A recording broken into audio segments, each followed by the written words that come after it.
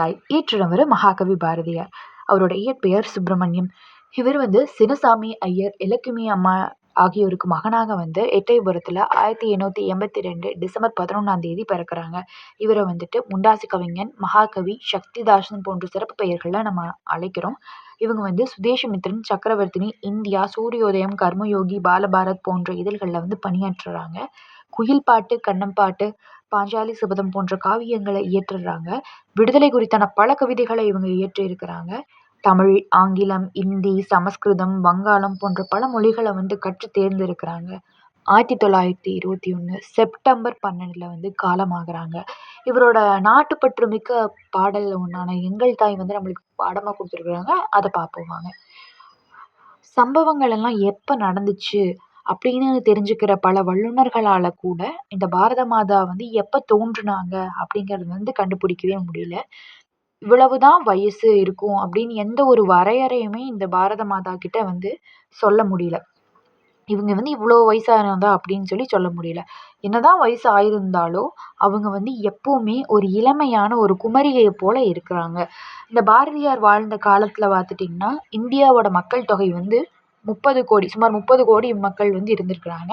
அப்போ அந்த 30 கோடி முகங்களையும் கொண்ட இந்த பாரத மாதா 30 கோடி முகம் இருந்தாலும் ஒரே உயிரை உடையவளாக இருந்திருக்காங்க. அப்போ அந்த டைமில் பேச்சு மொழி 18 இருந்திருக்குது.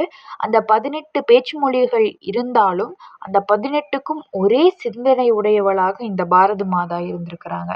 நாவல ரிக், யஜுர், சாமம், அதர்வனம் அப்படிங்கிற 4 வேதங்கள் இருக்கு இல்லையா, அந்த 4 வேதங்களையும் உடையவளாக இருந்திருக்காங்க. கையில் நன்மை பொருந்தின வாழ உடையவங்களாக இருக்காங்க. அடைக்கலம்னு சொல்லி வந்தவங்களுக்கு நன்மையை அள்ளி கொடுக்குறவங்களாகவும் தீமை செய்வங்களைய அழிக்கும் தோல் வலிமை உடையவளாகவும் இந்த பாரத மாதா திகழ்ந்திருக்காங்க. 30 கோடி மக்கள்னு சொல்லிட்டோம் இல்லையா, அப்போ எத்தனை கை இருக்கும்? 60 கோடி கைகள் இருக்கும். அந்த 60 கோடி கைகளால் நல்ல செயல்களை செஞ்சுட்டு வந்திருக்காங்க. தன்னை அழிக்க வருபவங்களை பொடி பொடியாக அழிக்கிற அளவுக்கு திறமையுடையவளாக இந்த பாரத மாதா இருக்கிறாள். பூமியில நிலத்தை விடவுமே நன்மை செய்து வந்திருக்கிறாங்க. கருணை காட்டுபவர், நல்ல கருணை உள்ளம் கொண்டவளாக இருக்கிறாங்க. ஆனால் தீயவர்கள் அப்படின்னு வரும் பொழுது ஒரு காளியாக மாறி அவங்களை அழிக்கிற அளவுக்கு திறமையுடையவள். தலையில் சடைமுடியும் நிலாப்பெறையும் இருக்கிற சிவபெருமானை வணங்குறாங்க. சன்னியாசி கோலத்தில் இருக்கிற சிவபெருமானையும் வணங்குறாங்க. கையில் சங்கோட ராஜ அலங்காரத்தில் அரச கோலத்தில் இருக்கிற திருமாலையும் வணங்குறாங்க. புலவர்கள் எல்லாம் ஒரு புலமைகளை எல்லாம் வச்சுட்டு நம்மளோட புலன்கள், நம்மளோட ஆசைகள் அதையெல்லாம் கட்டுப்படுத்தி உள்ளத்தால் அமைதியை கொண்டுட்டு வர யோகா கலையிலையும் இவங்க சிறந்தவங்களாக விளங்கி இருக்கிறாங்க. கடவுளுங்கிறவங்க ஒருத்தங்க தான் அப்படிங்கிறத அறிஞ்சு இவங்க இருக்கிறாங்க. செல்வம் செழிப்பும் நிறைய உடையவளாக இந்த பாரத மாதா இருக்கிறாள். அடுத்தது சிறந்த தர்ம நெறியை பின்பற்றி நடக்கிற வேந்தர்களை ஆசிர்வதித்து அவர்களுக்கு நிறைய நன்மைகளை தருபவர்களாக இந்த பாரத மாதா இருக்கிறாள்.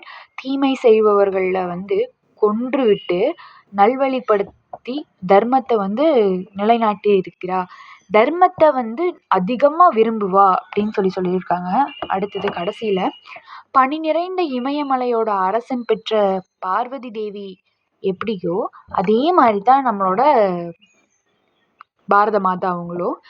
இமயமலையே குலைந்தாலும் இந்த பாரத மாதா சிதைய மாட்டாங்க. இவங்க நல்லா ஸ்டேபிளாக இருப்பாங்க அப்படின்னு சொல்லியிருக்கிறாங்க. இதோட அந்த கவிதை முடியுது.